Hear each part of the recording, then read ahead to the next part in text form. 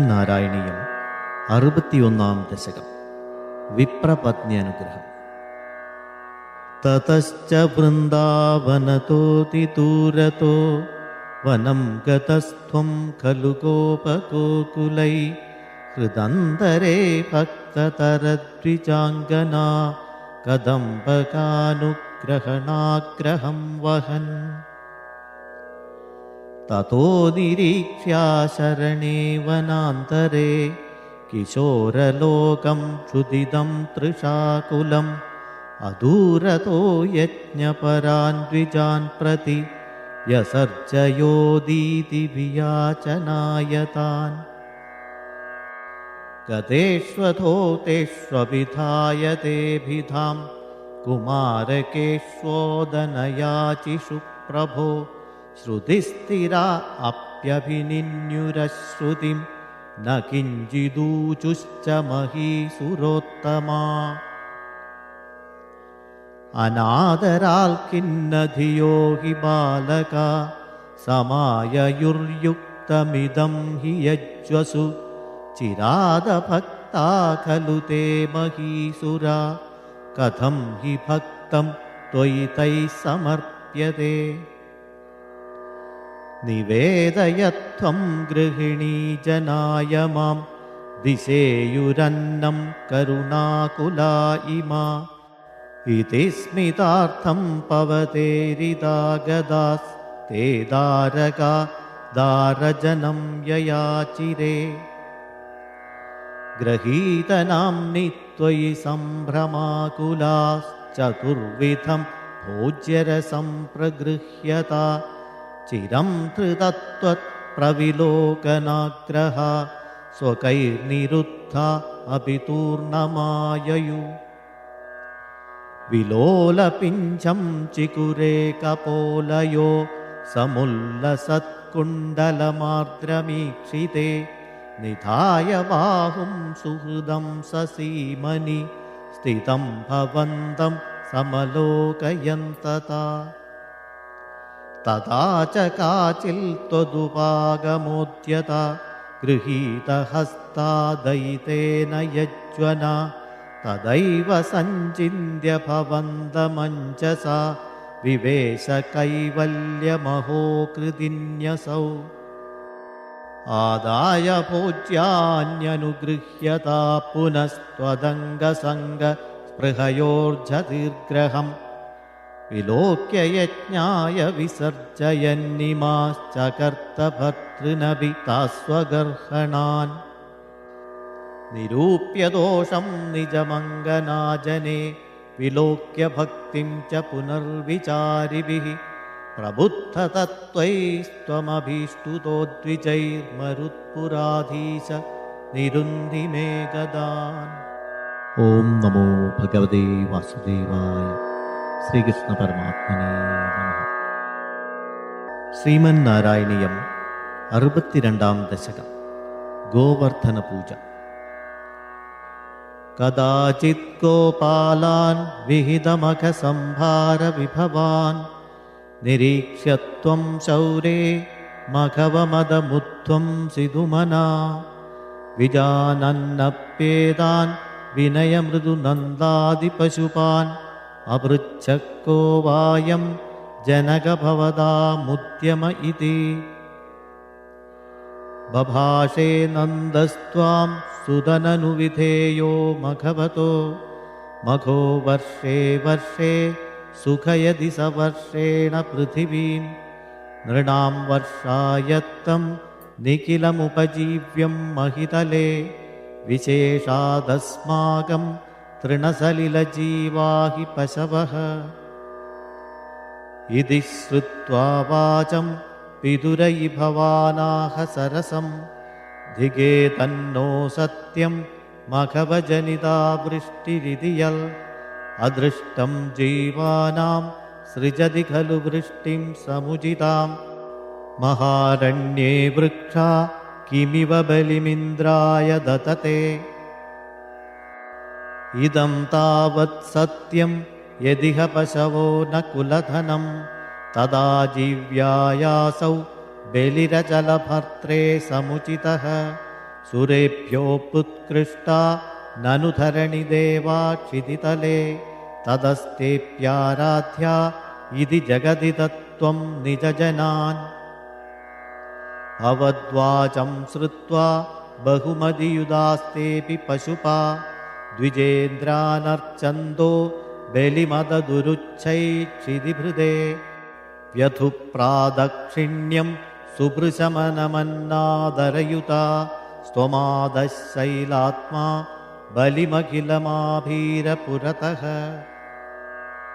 अवोजश्चैवं तान् किमिह विदधं मे निगदितं गिरीन्द्रो नन्वेष स्वबलिमुपभुङ्क्ते स्वपपुषा अयं गोत्रो गोत्रद्विषि च कुपिते रक्षितुमलं समस्तानित्युक्ता जघृषुरखिला गोकुलजुष परिप्रीता यातो खलु भवदुपेता व्रजजुषो व्रजं यावत्तावन्निजम् अखविभङ्गं निशमयन् भवन्तं जानन्नप्यधिकरजसा क्रान्तहृदयो न सेहे देवेन्द्रस्त्वदु अरचितात्मो नतिरपि मनुष्यत्वं यादो मधुभिदभिदेवेष्वविनयं विदत्ते चेन्नष्टस्त्रिदशसदसां कोऽपि महिमा ततश्च त्वं शिष्ये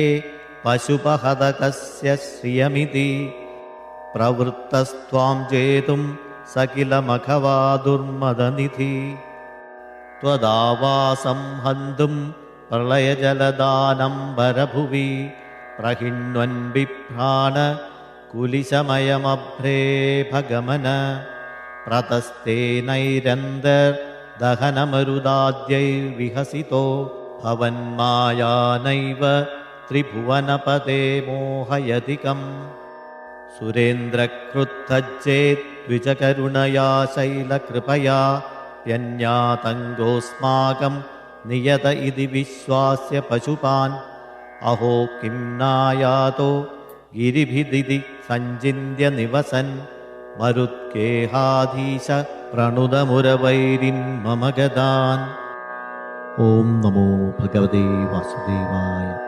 ശ്രീകൃഷ്ണ പരമാത്മനേ നമഃ. ശ്രീമന്നാരായണീയം 63 ദശകം. ഗോവർദ്ധനോദ്ധാരണം.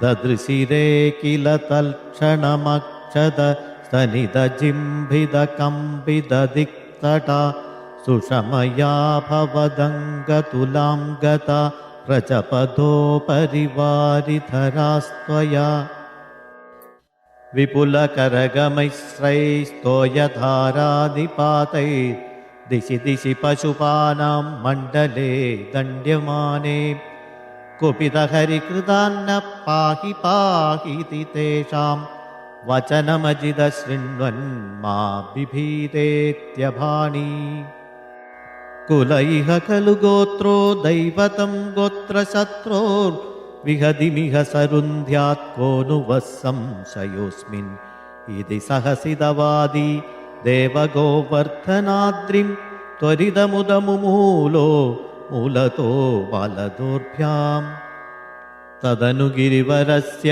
प्रोद्धृतस्य तावत् सिकतिलमृदुदेशे दूरतो वारितापे पुरिकरपरिमिश्रान्थेनुगोपानधस्तात् उपनिदधदत्था हस्तपद्मेन शैलम् भवति विधृतशैले बालिकाभिर्वयस्यैरपि विहितविलासं केलिलापादिलोले सवितमिलितधेनूरेकहस्तेन कण्डू यदि सदि पशुपालास्तोषमैषन्द सर्वे अतिमहान् गिरिरेषतु वामके करसरोरुहितं धरते चिरं किमिदमद्भुतमद्रिबलं न्विति त्वदवलोकिभिराहति गोपकै हहधार्त्यममुष्ट्यवटोर्गिरिं व्यथितबाहुरसावरोपयेत् इति हरिस्त्वयि बद्धविगर्हणो दिवससप्तकमुग्रमवर्षयत् अचलति त्वयि देवपदात्पदं गलितसर्वजले च घनोत्करे अपहृते मरुतां पदि त्वदभिसङ्गितधि समुपाद्रवत् सममुपेयुषि वर्षभरे तदा पशुपथेऽनुकूले च विनिर्गते भुवि विभो समुपाहितभूधर प्रमुदितैः पशुपैः परिरेभिषे धरणिमेव पुरा धृतवानसि क्षिदिधरोद्धरणे तव कश्रम इति नुतस्त्रिदशैकमलापते गुरुपुरालय पालय मां गतात्. ഓം നമോ ഭഗവതേ വാസുദേവായ. ശ്രീകൃഷ്ണ പരമാത്മനേ നമഃ. ശ്രീമന്നാരായണീയം 64 ദശകം. ഗോവിന്ദാഭിഷേകം.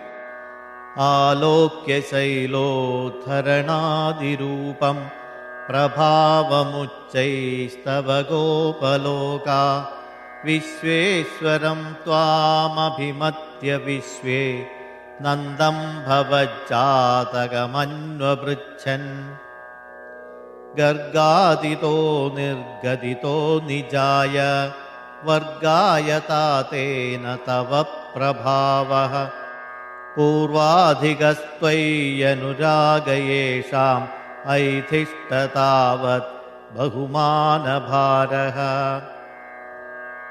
തതോവമാനോദിതതത്വബോധ സുരാധിരാജ സഹ ദിവ്യഗവ്യാ ഉപേത്യ തുഷ്ടാവസനഷ്ടഗർവഃ സ്പൃഷ്ട്വാ പദാബ്ജം മണിമൗലിനാ തേ സ്നേഹസ്നുതൈസ്ത്വാം സുരഭിഃ പയോഭിർഗോവിന്ദനാമാങ്കിതമഭ്യഷിഞ്ചത് ഐരാവതോപാഹൃതദിവ്യഗംഗാ പാഥോഭിരിന്ദ്രോऽपि च दादहर्षः जगत्त्रयेशे त्वयि गोकुलेश तयाभिषिक्ते सति गोपवाडः नाकेऽपि वैकुण्ठपदेभ्यलभ्यां श्रियं प्रपेदे भवतः प्रभावात् कदाचिदन्तर्यमुनं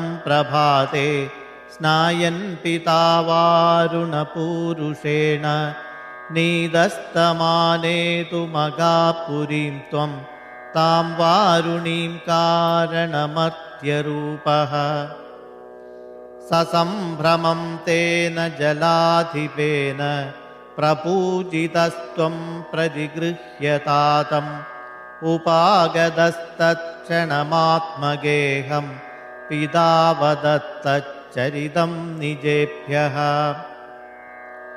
हरिं विनिश्चित्य भवन्दमेतान् भवत्पदालोकनबद्धतृष्णान् निरीक्ष्य विष्णो परमं पदं तत् दुरापमन्यैस्त्वमदीदृशस्थान् स्फुरत्परानन्दरसप्रवाह प्रपूर्णकैवल्यमहाभयोधौ चिरं निमग्ना खलु गोपसङ्घा स्वयैव भूमन् पुनरुद्धृतास्ते करबदरवदेवं देवकुत्रावतारे निजपदमनवाप्यं दर्शितं भक्तिभाजाम् तदिह पशुपरूपी त्वं हि साक्षात् परात्मन् पवनपुरनिवासिन् पाहि मामामयेभ्यः.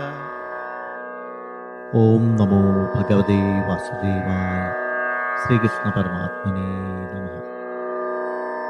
ശ്രീമന്നാരായണീയം 65 ദശകം. ഗോപികളുടെ ഭഗവൽ സമീപപ്രാപ്തി.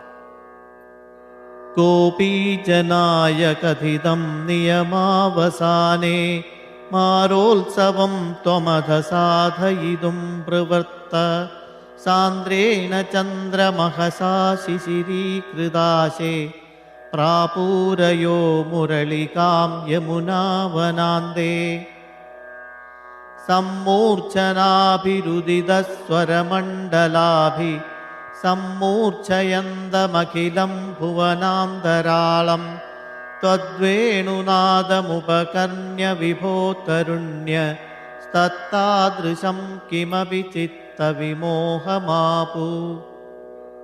तागेहकृत्य निरतास्तनयप्रसक्ता कान्तोपसेवनपराश्च सरोरुहाक्ष्य सर्वं विसृज्य मुरलीरवमोहितास्ते कान्तारदेशमयि कान्ततनो समेता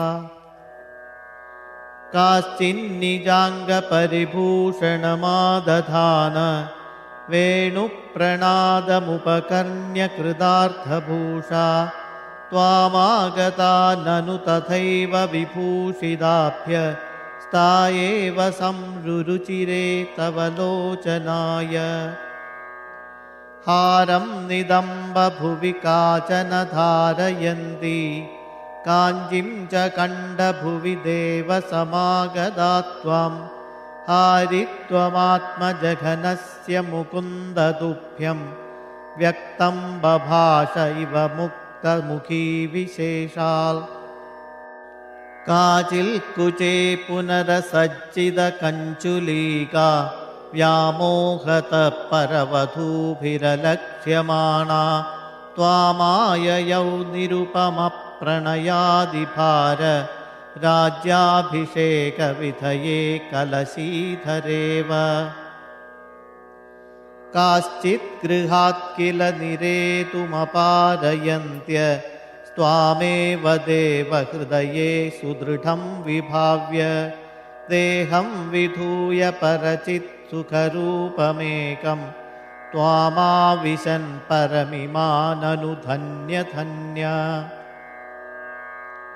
जारात्मना न परमात्मतया स्मरन्त्यो नार्यो गता परमहंसगतिं क्षणेन तत्त्वां प्रकाश परमात्मतनुं कथं चित्ते वहन्नमृतमश्रममश्नुवीय अभ्यागदाभिरभिदो वृजसुन्दरीभिर्मुग्धस्मितार्द्रवदनः करुणावलोकी निःसीमकान्तिजलधिस्त्वमवेक्ष्यमाणो विश्वैकहृद्य मे परमेशरोगान् ഓം നമോ ഭഗവതേ വാസുദേവായ. ശ്രീകൃഷ്ണ പരമാത്മനേ നമഃ. ശ്രീമന്നാരായണീയം 66 ദശകം. ഗോപീജനാഹ്ലാദനം. ഉപയാതാനാം സുദൃശാം കുസുമായുധബാണപാദവിവശാനാം അഭിവാഞ്ചിതം വിധാതും കൃതമതിരപിതാ ജഗാധ വാമമിവ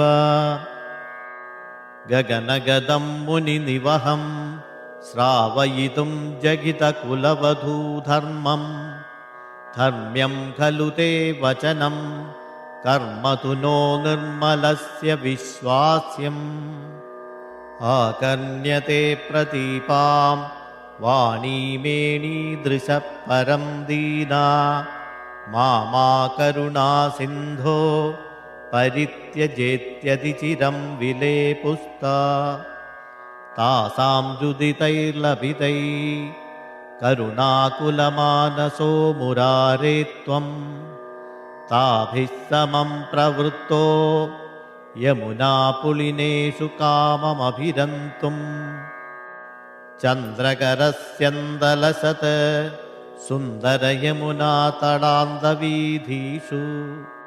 ഗോപീജനോത്തരീയൈരാപാദിതസംസ്തരോന്യശീതസ്ത്വം സുമധുരനർമാലപനൈ करसंग्रहणैश्च चुम्बनोल्लासै गाढालिङ्गनसङ्गै स्वमङ्गनालोकमाकुली चकृषे वासोहरणदिने यद्वासोहरणं प्रतिश्रुतं तासां तदपि विभोरसविवशस्वान्दानां कान्तसुभ्रुवामदधा कन्दलीदकर्मलेशं കന്ദമൃദുസ്മേരവക്ത്രപാധോജം നന്ദസുതത്വാം ത്രിജഗത് സുന്ദരമുപഗുഹ്യ നന്ദിതാബാല വീരഹേഷ്വങ്കാരമയ ശൃംഗാരമയശ്ച സംഗമേപി ത്വം നിതരാമങ്കാരമയ തത്ര പുനഃസംഗമേപി ചിത്രമിദം രാധാതുംഗപയോധര സാധുപരീരംഭലോലുപാത്മാനം ആരാധയേ ഭവന്തം പവനപുരാധീശ ശമയ സകലഗതാൻ. ഓം നമോ ഭഗവതേ വാസുദേവായ. ശ്രീകൃഷ്ണ പരമാത്മനേ നമഃ. ശ്രീമൻ നാരായണീയം 67 ദശകം. ഗോപീഗർവപ്രശമനം. സ്ഫുരത്പരാനന്ദരസാത്മകേന ത്വയാ സമാസാദിതഭോഗലീലാ അസീമമാനന്ദഭരം പ്രപന്ന മഹാന്തമാപുർമദമംബുജാക്ഷ്യ നിലീയതേ സൗമൈമയ്യമായം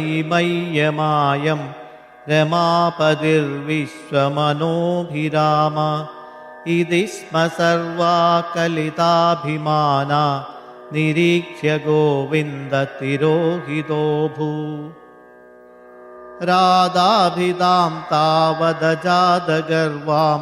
അതിപ്രിയാം ഗോപവധൂം മുരാരേ ഭവാനുപാദായ ഗതോ വിദൂരം തയാ സഹസ്വൈരവിഹാരകാരീ തിരോഹിതേധ ത്വയി ജാതതാപ സമം സമേതാ കമലായതാക്ഷ്യ വനേ വനേ ത്വാം പരിമാർഗയന്ത്യോ വിഷാദമാപുർഭഗവന്നപാരം ഹാ ചൂത ഹാ ചമ്പകകർണികാര ഹാ മല്ലികേ മാലതി ബാലവല്യ കിം വീക്ഷിതോ നോ ഹൃദയൈകചോര ഇത്യാദി താത്വത് പ്രവണാവിലേപു നിരീക്ഷിതോയം സഖി പങ്കജാക്ഷ പുരോ മമേത്യാകുലമാലപന്തി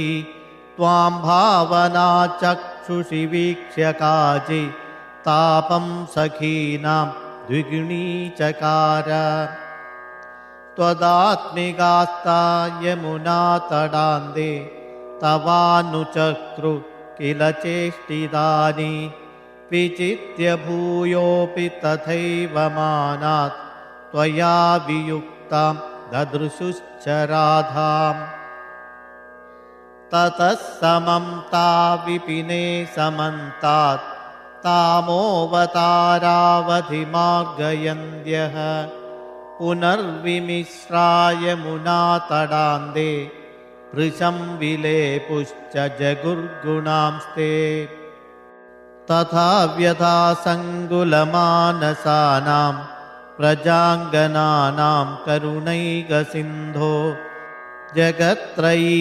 മോഹനമോഹനാത്മാ ത്വം പ്രാദുരാസീരയി മന്ദഹാസീ സന്ദിഗ്ധസന്ദർശനമാത്മകാന്തം ത്വാവീക്ഷ്യ തന്വ സഹസാ തദാനീം കിം കിം ന ചക്രു പ്രമദാദിഭാരാത് സത്വം ഗദാത് പാലയ മാരുതേശ. ഓം നമോ ഭഗവതേ വാസുദേവായ. ശ്രീകൃഷ്ണ പരമാത്മനേ നമഃ. ശ്രീമൻ നാരായണീയം 68 ദശകം. ഗോപികളുടെ പരമാഹ്ലാദം. തവ വിലോകനാത് ഗോപികാജനാ പ്രമദസങ്കുലാ പങ്കജേക്ഷണ അമൃതധാരയാ സംപ്ലുതാ ഇവ സ്മിതിതതാം ദധുസ്ത്വത്പുരോഗതാ തദനു കാചന ത്വത്കരാംബുജം സപദി ഗൃഹ്ണതി നിർവിസംഗിതം ഘനപയോധരേ सन्निधाय सा पुलकसंवृता तस्तुषीचिरम् तव विभो परा कोमलं भुजं निजगलान्तरे पर्यवेष्टयत् गलसमुद्गतं प्राणमारुतं प्रतिनिरुन्धति वादिहर्षुला अपगतत्रपा कापि कामिनी तव मुखाम्बुजात् पूगचर्वितं प्रतिगृह्यतत् वक्त्रपङ्कजे निदधति गता पूर्णकामताम् विकरुणो वने संविहाय माम् अपगतोऽसिका त्वामिह स्पृशेत् इति सरोषया तावदेकया सजललोचनं वीक्षितो भवान् इति मुदाकुलैर्वल्लवीजनैः सममुपागतो यामुने तटे मृदुकुचाम्बरे कल्पितासने कुसृणभासुरे पर्यशोभता कतिविधा कृपा केऽपि सर्वतो धृतदयोदया केचिदाश्रिते कतिचिदीदृशा मादृशेष्वपीत्यभिहितो भवान् वल्लवीजनैः अयि कुमारिका नैव संज्ञतां कठिनतामयि प्रेमकातरे मयि तु चेतसो ओनुवृत्तये कृतमिदं मयेत्यूचिवान् भवान् अयि निशम्यतां जीववल्लभा प्रियतमो जनो नेदृशो मम तदिह रम्यतां रम्ययामिनी शनुपरोधमित्यालपो विभो इति गिराधिकं मोदमेदुरैर्व्रजवधूजनैः सा कुमारमन् कलितकौतुको रासखेलने गुरुपुरीपते पाहि मां गतात्। ഓം നമോ ഭഗവതേ വാസുദേവായ. ശ്രീകൃഷ്ണ പരമാത്മനേ നമഃ. ശ്രീമന്നാരായണീയം 69 ദശകം. രാസക്രീഡ. കേശപാശധൃതപിഞ്ചികാ വിതതി സഞ്ചലന്മകരകുണ്ഡലം ഹാരജാലവനമാലികാലളിതമംഗരാഗഘനസൗരഭം പീതചേലധൃതകാഞ്ചികാഞ്ചിതമുദഞ്ജദം സുമണിനൂപുരം രാസകേലിപരിഭൂഷിതം തവ हि रूपमीश कलयामहे तावदेव कृतमण्डने कलितकञ्चुलीककुचमण्डले गण्डलोलमणिकुण्डले युवतिमण्डलेऽथ परिमण्डले अन्तरासकलसुन्दरीयुगलमिन्दिरारमणसञ्चरन् मञ्जुलां तदनुरासकेलिमयि कञ्चनाभसमुपादथा वासुदेव तव भासमानमिह रासकेलिरससौरभम् दूरतोऽपि खलु नारदागदिदमाकलय्य कुतुकाकुला वेशभूषणविलासपेशलविलासिनी शतसमावृता नाकतो युगपदागदा वियति वेकतोऽधसुरमण्डली वेणुनादकृततानदानकलगानरागगतियोजना लोभनीयमृदुपादपादकृततालमेलनमनोहरम् पाणिसङ्क्वणितकङ्कणश्च मुहुरं सलम्बितकराम्बुजं श्रोणिबिम्बचलदम्बरं भजत रासकेलिरसडम्बरम् श्रद्धया विरचितानुगानकृततारतारमधुरस्वरे नर्तने ललिताङ्गहारलुलिताङ्गहार मणिभूषणे सम्मदेन कृतपुष्पवर्षमलमुन्मिषन् दिविशदाङ्कुलम् चिन्मये त्वयि निलीयमानमिव सम्मुमोहसवधूकुलम् स्विन्नसन्नतनुवल्लरी तदनु कापि नाम पशुपाङ्गना कान्दमं समवलम्पते स्म तव तान्दिभारमुकुलेक्षणा काजिताचलितकुन्दला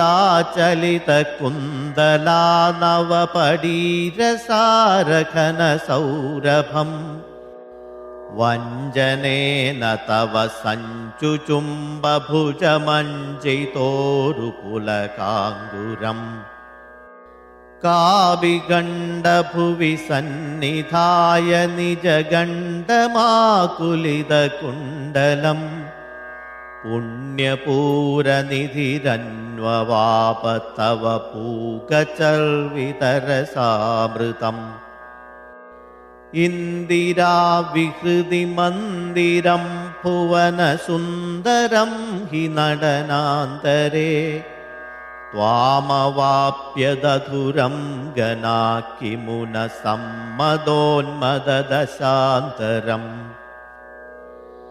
गानमीशविरतं क्रमेण किल वाद्यमेलनमुपारतम् ब्रह्मसम्मदरसाकुलाः सदसि केवलं ननुतुरङ्गना नाविदन्नपि च नीविकां किमपि कुन्तलीमपि च कञ्जुलीं ज्योतिषामपि कदम्बकं दिवि विलम्बितं किमपरं ब्रुवे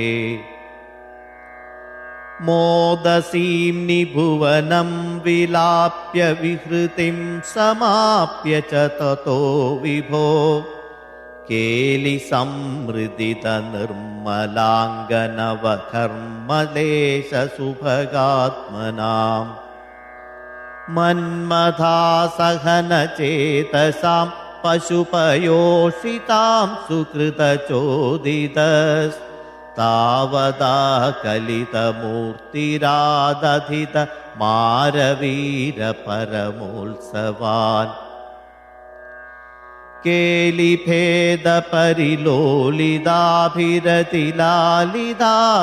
केलिभेदपरिलोलिताभिरतिलालिताभिरबलालिभिः स्वैरमीशननुसूरचापयसि चारुनाम विहृतिं व्यथा काननेऽपि च विसारि शीतलकिशोरमारुतमनोहरे सूनसौरभमये विलेसित विलासिनी शतविमोहनम् कामिनीरिति यामिनीषु खलु कामनीयकनिधे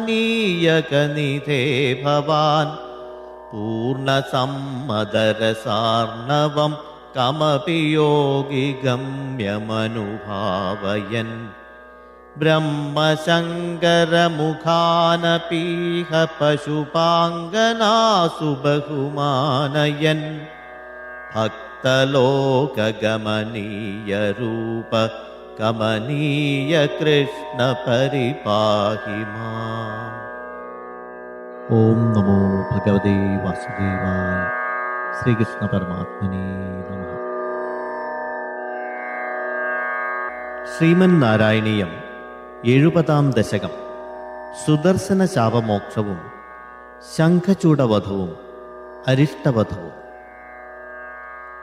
ഇതി ത്വയിരസാകുലം രമിതവല്ലഭേ വല്ലവാ കദാപി പുനരംബികാകമിതുരംബികാ കാനനേ സമേത്യ ഭവദാ സമം നിശി നിഷേവ്യ ദിവ്യോത്സവം സുഖം സുഷുപുരഗ്രസീത് വ്രജപം ഉഗ്രനാഗസ്തദാ സമുന്മുഖമധോൽമുഖൈർ അഭിഹിതേപി തസ്മിൻ ബലാദം മുഞ്ചതി ഭവത്പദേന്യപിതി പാഹി പാഹീതിതൈ തദാ ഖലു പദാ ഭവാൻ സമുപഗമ്യപസ്പർശതം ബഭൗ സ ച നിജാം തനും സമുപസാദ്യ വൈദ്യാധരീം. സുദർശനധര പ്രഭോ നനു സുദർശനാഖ്യോസ്മ്യഹം മുനീൻ ക്വചിദവാഹസം ത ഇഹ മാം വ്യതുർവാഹസം ഭവത്പദസമർപ്പണാദമലതാം ഗതോസ്മീത്യസൗ സ്തുവൻ നിജപദം യയൗ രജപദം ച ഗോപാമുദാ കദാപി ഖലു സീരിണാ വിഹരതി ത്വയി സ്ത്രീജനൈർജഹാരധനദാനുഗ സകില ശംഖചൂഡോബലാ അതിദ്രുതമനുദ്രുതസ്തം അധ മുക്തനാരീജനം രുരോജിത ശിരോമണിം ഫലഭൃതേ ച തസ്യാദദാ ദിനേഷു ച സുഹൃജ്ജനൈ സഹ വനേഷു ലീലാപരം മനോഭവ മനോഹരം രസിതവേണുനാദാമൃതം ഭവന്തമരീദൃശാം അമൃതപാരണാദായിനം വിചിന്യ കിമുലാലപൻ വിരഹതാപിതാ ഗോപികാ ഭോജരാജമൃതകസ്ത്വത കശ്ചിൽ കഷ്ടദുഷ്ടപദദൃഷ്ടിരരിഷ്ടഃ നിഷ്ഠുരാകൃതിരപഷ്ടു നിനാദ സ്തിഷ്ഠതേ സ്മ ഭവതേ വൃഷരൂപീ ശാക്വരോധ ജഗദീ ധൃതിഹാരി മൂർത്തിമേഷ ബൃഹതീം പ്രദധാനഃ പങ്ക്തിമാശു പരികൂർണ്യ പശൂനാം ഛന്ദസാം നിധിം അവാപഭവന്തം തുംഗശൃംഗമുഖമാശ്വഭിയന്തം സംഗൃഹ്യ രഭസാദഭിയന്തം ഭദ്രരൂപമപി ദൈത്യമഭദ്രം മർദയന്നമദയസുരലോകം ചിത്രമദ്യ ഭഗവൻ വൃഷഘാതാത് സുസ്ഥിരാജനി വൃഷസ്ഥിതിർദ്രുവ്യാം വർദ്ധത്തെ ച വൃഷചേതസി ഭൂയാന്മോദ ഇത്യഭിനുതോസി സുരൈസ്ത്വം ഔക്ഷകാണി പരിധാവത ദൂരം വീക്ഷ്യതാം അയമിഹോക്ഷ വിഭേദി ഇത്തമാത്തഹസിതൈ സഹ ഗോപൈ ഗേഹഗസ്ത്വമവവാതപുരേശ. ഓം നമോ ഭഗവതേ വാസുദേവായ. ശ്രീകൃഷ്ണ പരമാത്മനേ നമഃ.